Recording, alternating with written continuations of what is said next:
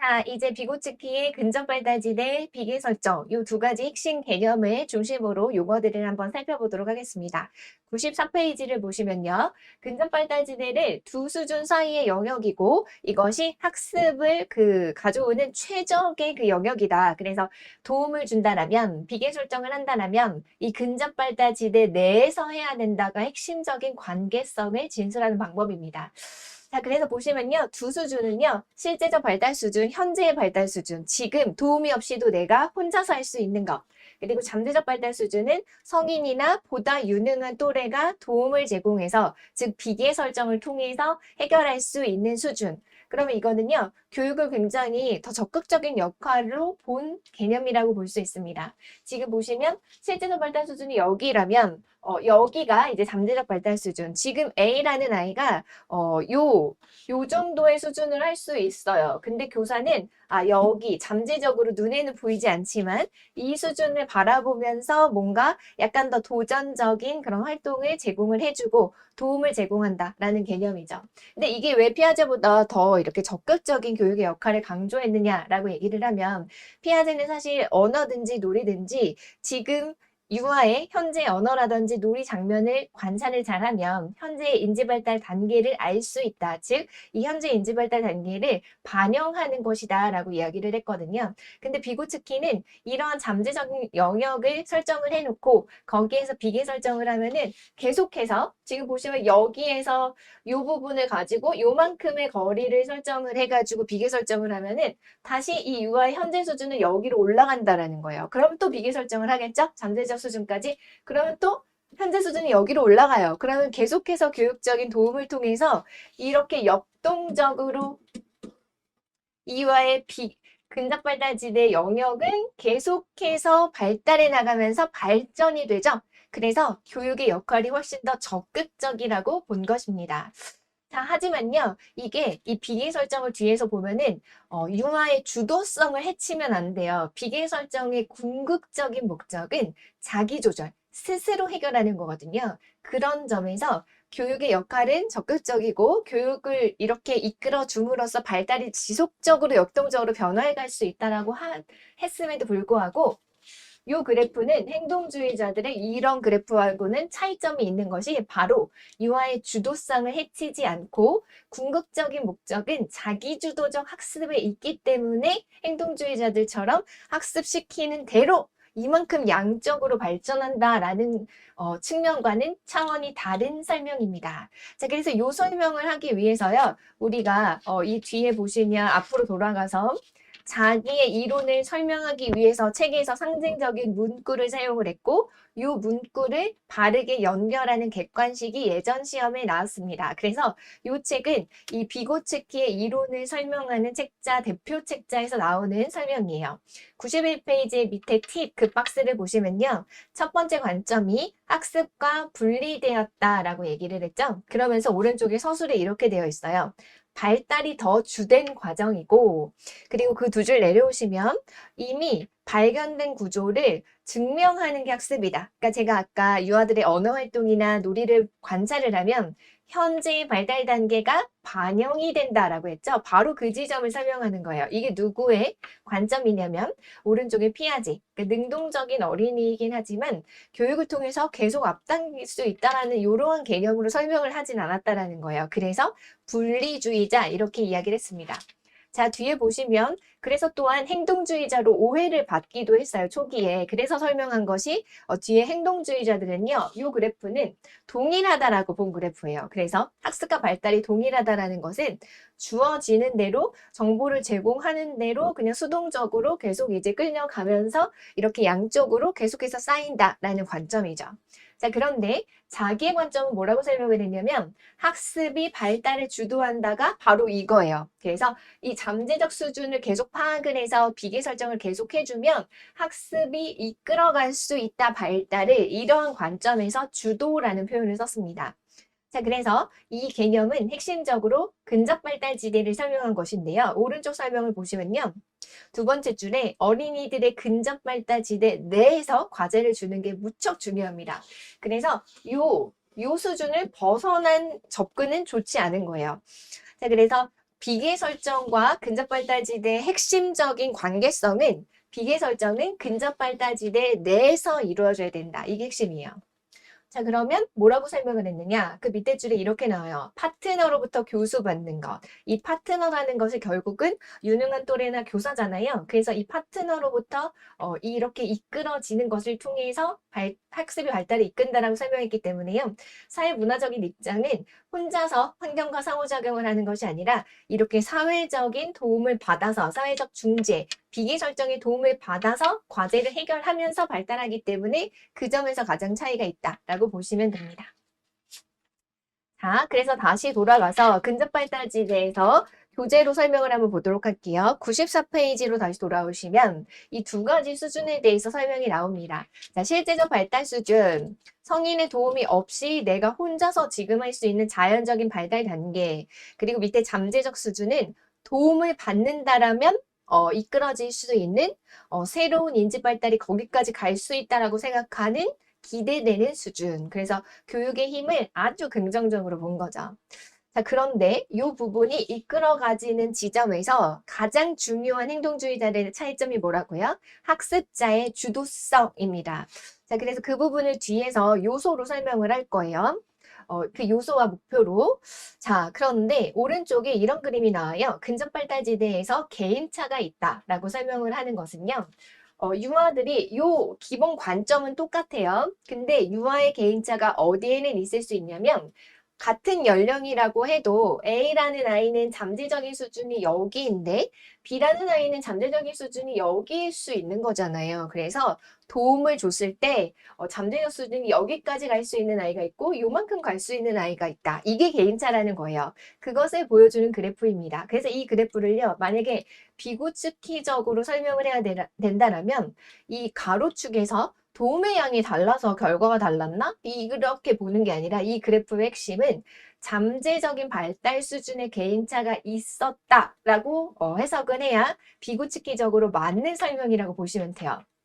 자, 그런데 밑에 4단계가 나오는데요. 4단계 발달은 지금 완전히 외우지 않고 이해를 하시면 돼요. 이거는 나중에 수학이라든지 이렇게 이 이론이 더 많이 쓰이는 강론의 영역이 있어요. 그때 다시 한번 만날 거거든요. 지금은 아까 얘기를 했던 개인 내에서, 개인 간에서 개인 내로 가는 그 과정의 일환으로 이것을 이해하시고요. 그리고 4단계에 대한 이해는 이렇게 생각하시면 돼요. 구성주의 학습은요, 언제나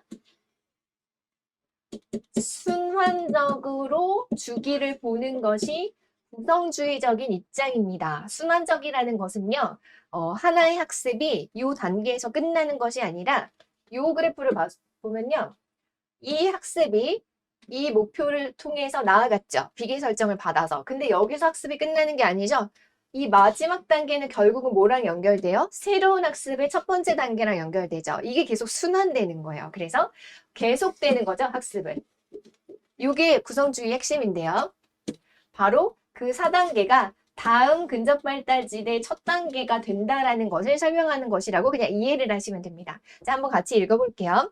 1단계는 성인의 도움을 받아서 그래서 문제를 해결한다, 어려운 과제를 해결한다 이렇게 봤을 때요. 1단계는 개인 간에서 타인 조절이 일어나는 즉 타인의 도움을 받아야 과제를 수행할 수 있는 그 수준입니다.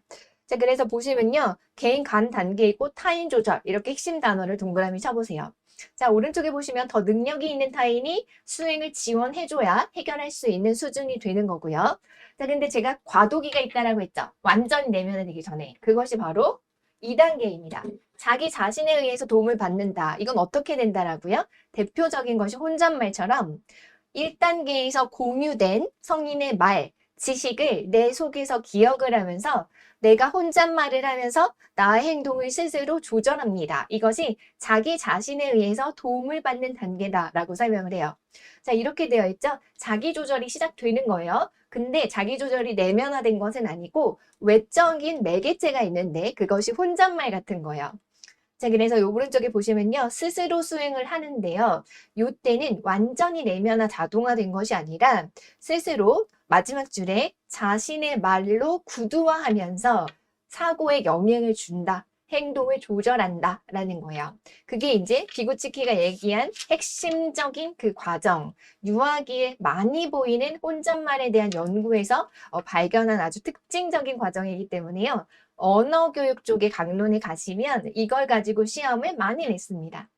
자, 오른쪽이 3단계가 이제 완전히 내면화된 거예요. 그래서 내 능력화됐고 이때는 혼잣말을 하면서 나의 행동을 조절할 필요도 없고요. 자동화되었다. 완전히 이제 화석화되었다. 약간 비유적인 표현이에요.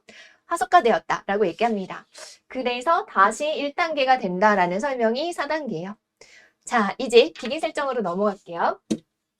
자, 비계 설정이라는 것은요, 비계라는 것이 이제 건축 용어에서 가져왔다라는 것은 들어보셨을 거예요. 그래서 발판.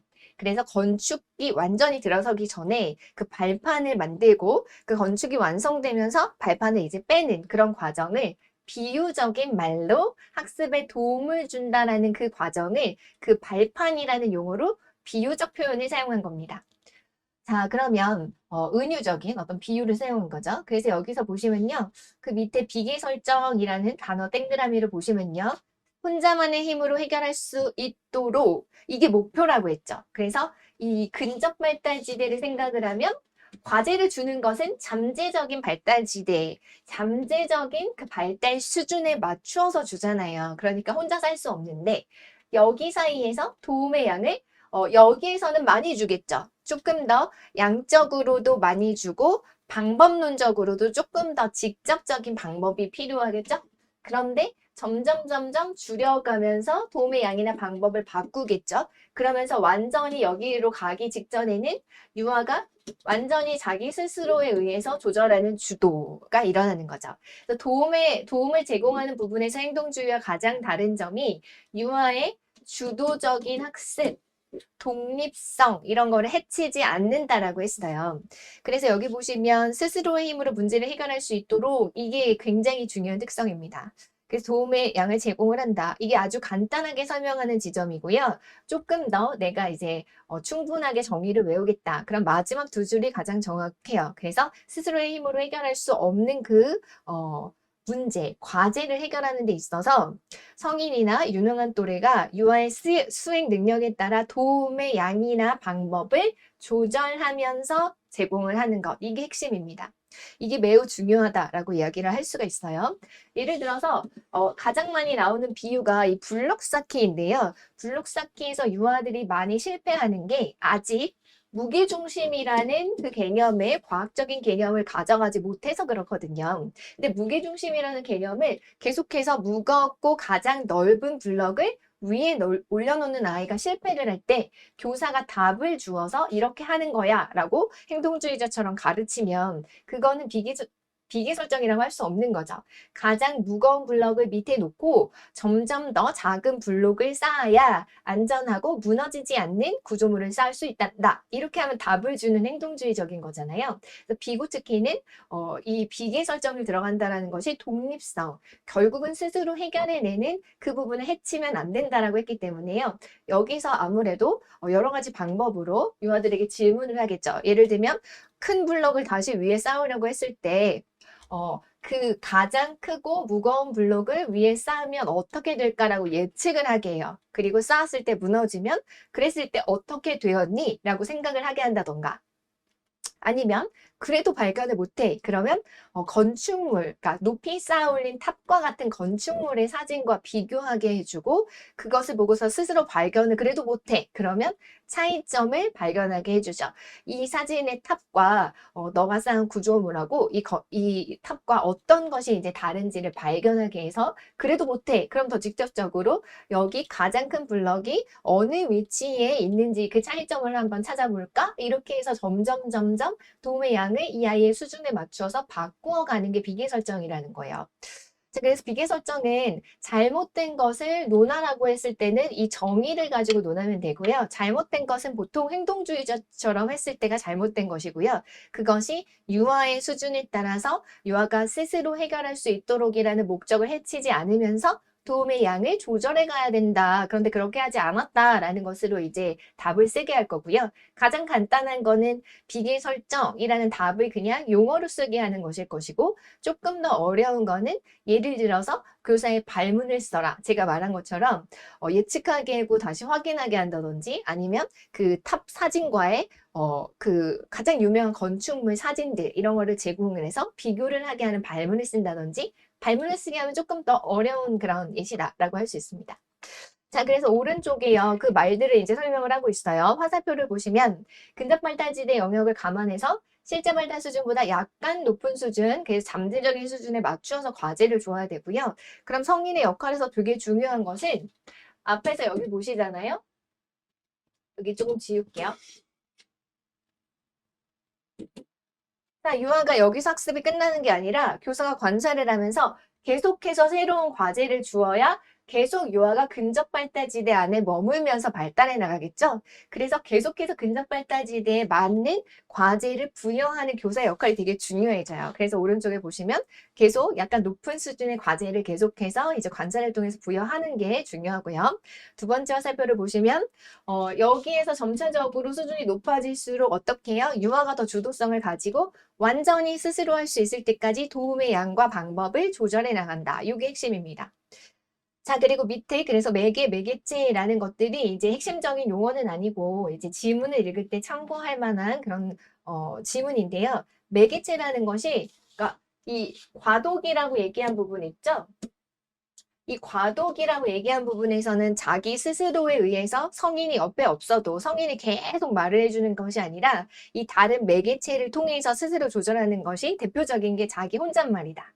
근데 예를 들어서 교사가 규칙을 가르칠 때 이야기 나누기 시간에는 이제 자기의 자리에 와서 앉아야 될 거 아니에요. 그런데 그 정리 시간에 노래를 정해서 매일매일 불러줌으로써 노래를 딱 들었을 때 이제는 정리 시간이다라는 것을 매개체로, 노래를 매개체로 해서 유아들이 이 일과를 배우는 거죠. 그런 것도 매개체이고, 자기가 앉아야 되는 자리를 방석을 이렇게 사각 방석을 놓아줘서 시각적으로 인식할 수 있는 매개체가 되어서 교사가 일일이 말하지 않아도 저것이 내가 앉아야 되는 자리, 이야기 나누기 시기니까 이제 앉아있는 규칙이라는 것을 상기시켜서 스스로 자기 행동을 조절하는 거 이런 것들이 매개체라는 거예요.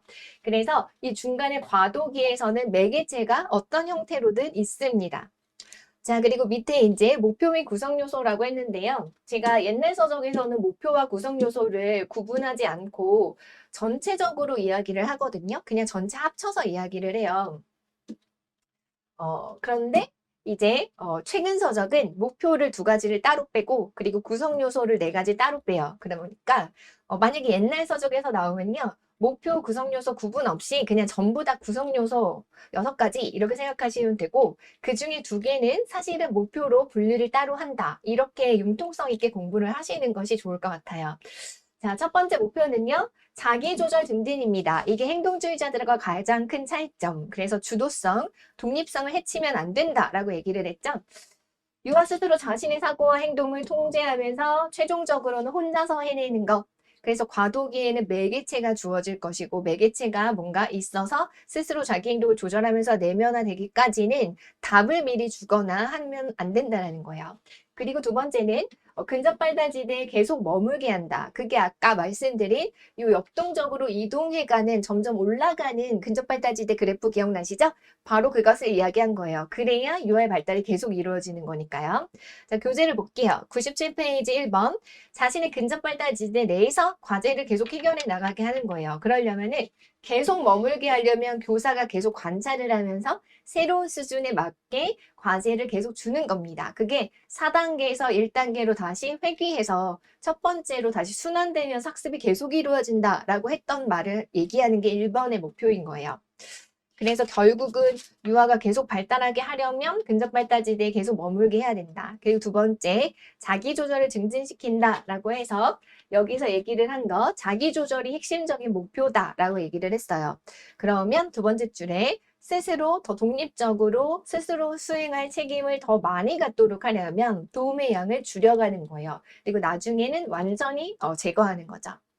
자, 4가지의 요소로 이제 나눠서 얘기를 할 때는요. 그 밑에 보시면 오른쪽에 이제 4가지 요소를 보시면 99페이지에 가장 중요한 첫 번째 요소는 공동의 문제 해결. 요거는 어떻게 생각하시면 되냐면요. 이 사회적 구성주의의 가장 핵심 모토는 뭐라고 했죠? 스스로 혼자서 환경과 상호작용하면서 지식을 구성하는 것이 아니라 서로 다른 생각을 가진 여러 사람들이 모여서 사회적 상호작용을 통해서 발달된다. 그래서 공동의 문제 해결이라는 것이 되게 중요합니다.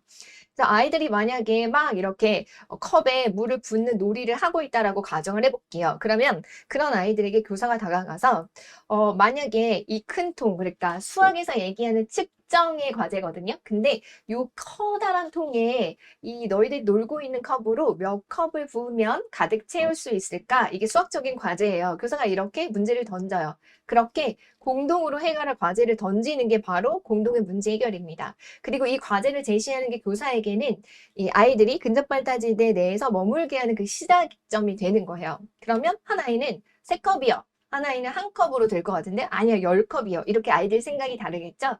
그게 바로 시작이다 라고 얘기하는 겁니다. 자, 근데 두 번째 상호 주관성.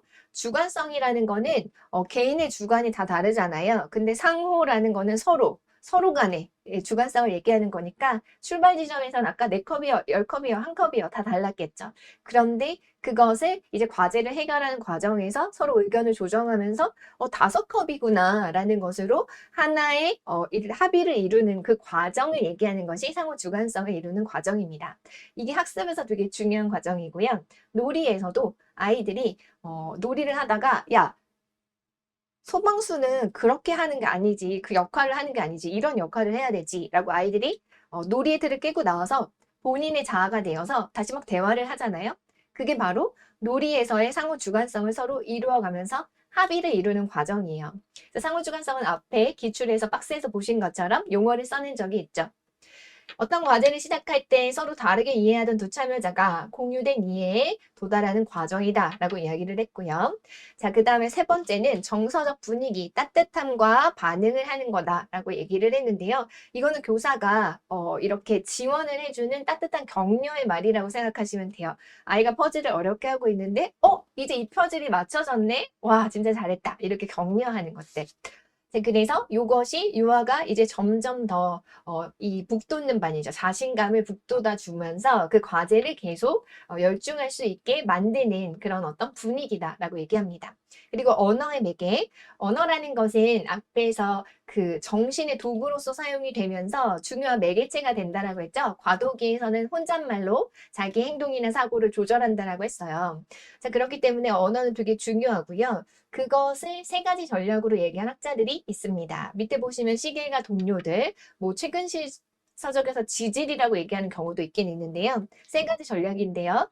첫 번째, 낮은 단계의 거리두기는 보여지는 대로 얘기를 하는 거예요. 예를 들면 보여지는 것을 묘사하거나 이름을 명명하거나 뭐 공룡을 공룡이라고 한다거나 빨간색을 빨간색이라고 이야기한다던가 이런 것들이라고 할 수 있고요. 아주 단순한 수준에서 보이는 대로 대답을 하도록 질문을 하는 거죠. 이것은 무슨 색깔인지, 이것은 무엇인지 이런 것들, 그리고 무슨 재료를 가지고 얘를 만들 건지 이렇게 아주 단순하게 이야기를 할 수 있는 것입니다. 묘사한다라는 거는 뭐 아주 큰 이빨을 가지고 있는 악어네라고 얘기를 하는 것들이죠. 뒤에 넘겨오시면 보통 단계는요. 보여지는 대상 간의 관계를 설명하는 겁니다. 그러니까 비교를 하거나 이런 것들 있잖아요. 그래서 여기 보시면 둘 중에 어떤 것이 더 커?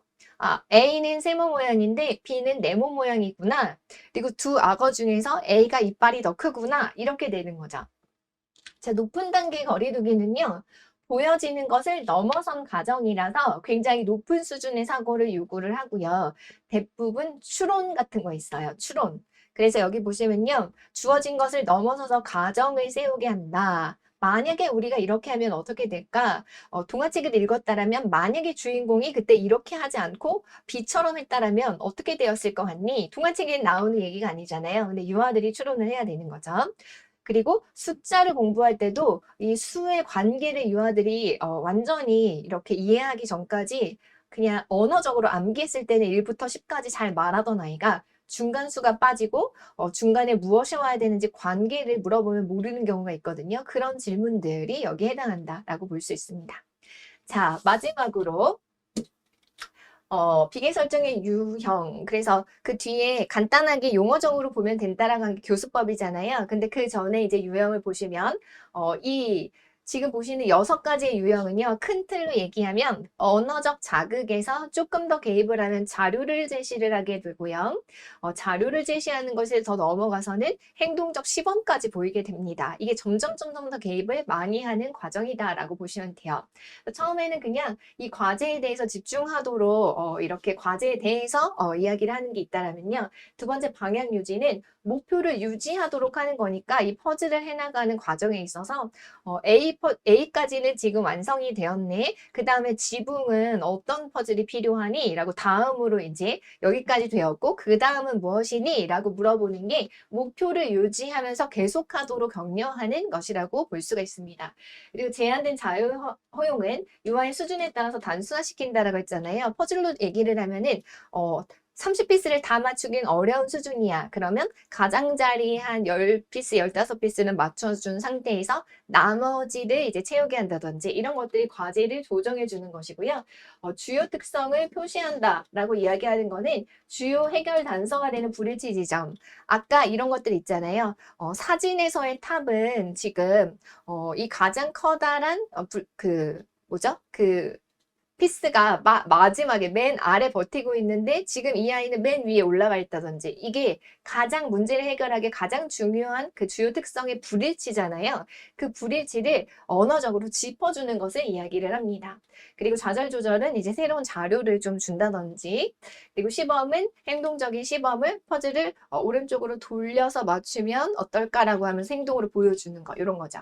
교재를 한번 볼게요. 1번 흥미 보충. 과제 흥미를 계속 갖도록 그 과제에 대해서 이제 이야기를 하는 거고요. 둘째, 방향 유지라는 것은 아까 어디까지는 되었고 그 다음은 또 어떻게 될까라고 하면서 계속하도록 어디까지 되었고 그 다음은 이라고 발문을 하는 것이 대표 예시입니다.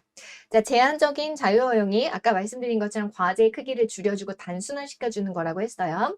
그래서 여기 보시면 불필요한 행동을 줄이고 이 부분만 해볼 수 있도록 그리고 밑에 보시면 주요 특성을 표시한다라고 했을 때 끝부분이 여기 보시면 이 아이들이 이제 이건 과학 실험에서 나중에 배우실 거예요. 과학 실험을 할 때 아이들이 이제 동그란 모양이 가라앉으면은 배처럼 넓적한 모양은 뜨겠다라는 생각을 하고 배처럼 만들면 뜰 것이다 했는데 다 가라앉는 거예요. 그래서 포기를 하려고 할 때 교사가 배 모양에서 배 끝 모양이 어떤지 한번 차이가 있는 이 끝 모양이 다른 것 같다라고 분명하게 이제 짚어주면 아이들이 끝에가 약간 이렇게 올라가야 되는구나. 이 지점의 차이점을 발견을 하고 이제 실험에 성공을 해내는 거죠. 답을 주기보다는 이 부분이 다른 것 같은데? 라고 주요 특성을 이제 표시해 주는 것. 그리고 뒤에 좌절 조절은 이 좌절을 감소시키고 더 많은 자극을 제시한다라는 게 쉽게 얘기해서 퍼즐 조각이 뭔가 부족할 때 새로운 어떤 조각을 준다든지 이런 것들이라고 보시면 됩니다. 그리고 시범은 수행하지 못할 때 시범과 모델링을 제공해주는 행동적인 비계 설정이라서 이게 이제 시험에 나왔었어요. 근데 시험에 나올 때 학자를 가지고 물어보지는 않았었어요. 그때. 자, 마지막으로 비교특기의 이론을 적용한 교수 방법을 보시면요. 크게는 2가지, 협동학습과 상호교수이고요. 이렇게 생각하시면 돼요. 협동학습은 유아 간의 공동의 문제 해결하는 것, 또래 간. 그리고 두 번째 상호교수는요. 교사가 유아의 소그룹과 함께 질문의 다양한 질문, 그래서 언어를 매개로 해서 유아의 사고를 조절해가는 과정이다. 이렇게만 보시면 됩니다. 이거는 비교특기가 실제적으로 제시한 용어는 아니기 때문에요. 아직까지 출제는 안 됐고요. 이 중에서 그래도 더 중요한 게 협동학습 정도라고 보실 수 있어요. 그리고 협동학습에서 제일 중요한 게 나중에 이제 과학에서 배우실 텐데 수준이 이질적인 집단을 만드는 거. 그래야 그 집단 안에서 더 유능한 또래가 있고 그렇지 않은 또래가 있고 이렇게 되는 거잖아요. 그래서 수준 차이가 있는 소그룹. 그리고 오른쪽에 상호 교수는 그래서 원래는 초등학교 저학년에서 시작된 교수 방법이고요. 내용에 대한 우리가 읽은 책 내용에 대해 이해를 좀 어려워하는 아이들에게 독해 능력을 길러주기 위해서 시작된 방법이에요. 근데 유아에게도 이제 적용할 수 있다라고 얘기를 하고요. 여기 보시면 첫 번째 화살표에서 질문, 요약, 명료와 예측 이런 질문 과정을 통해서 유아들이 내용 이해를 더 잘하게 되었다라는 그런 소리입니다. 그래서 그 내용이 그 토끼가 그 다음에 어떻게 됐었지? 뭐 요약하기 위해서 내용을 조금 요약해서 설명하게 한다든지 아니면 그러면 그 토끼가 만약에 겨울에 태어났을 때 어떻게 그 아기들을 돌볼 수 있었는지 이런 것들을 그 이유와 더불어서 조금 더 유아들이 분명하게 설명을 하게 한다든지 아니면 내용을 예측하게 한다든지 이런 것들입니다. 근데 이 내용은요, 그 원본을 제가 카페에 읽어보시도록 올려놨어요. 왜냐하면 이거는 책에 넣어놓으면 암기해야 된다고 생각하는데 사실 그 정도로 핵심적이진 않거든요. 구분하는 게. 그래서 참고로 읽어보시라고 카페에 올렸으니까요. 혹시 카페 어딘지 모르겠다. 카페에 수강생 참고 자료가 있어요. 그 폴더에 있는데 못 찾겠으면 글을 올려주세요. 자, 마지막으로 이제 인지발달 이론의 마지막 영역은 이 정보처리 이론이고요. 아직 시험에 출제가 안 됐어요. 비구특기 퀴즈하고 넘어가도록 할게요. 성인의 도움을 통해서 과제를 해결할 수 있는 이 두 영역 간의 거리를 의미하는 것은 근접발달지대, 근접발달 영역. 비계 설정의 궁극적인 목표는 계속해서 근접발달지대에 머물게 하는 것 외에는 유아의 자기조절 능력을 가져가는 거죠. 그리고 서로 다른 이해를 가진 사람들이 공유된 이해에 도달하는 과정에 대해서 물어본다면 상호 주관성. 비계 설정의 유형 중 불일치되는 결정적인 단서를 짚어준다라고 얘기한 게 브루노 로스가 얘기를 한 주요 특성을 표시한다라고 얘기를 했었죠. 그리고 개인 내부의 심리적인 기능으로 전이되는 과정, 외적인 상호작용을 통해서 사회 구성원들, 더 유능한 또래라든지 교사의 상호작용을 통해서 이것이 결국은 개인 내로 들어가는 과정을 의미하는 게 내면화라고 설명을 했었죠.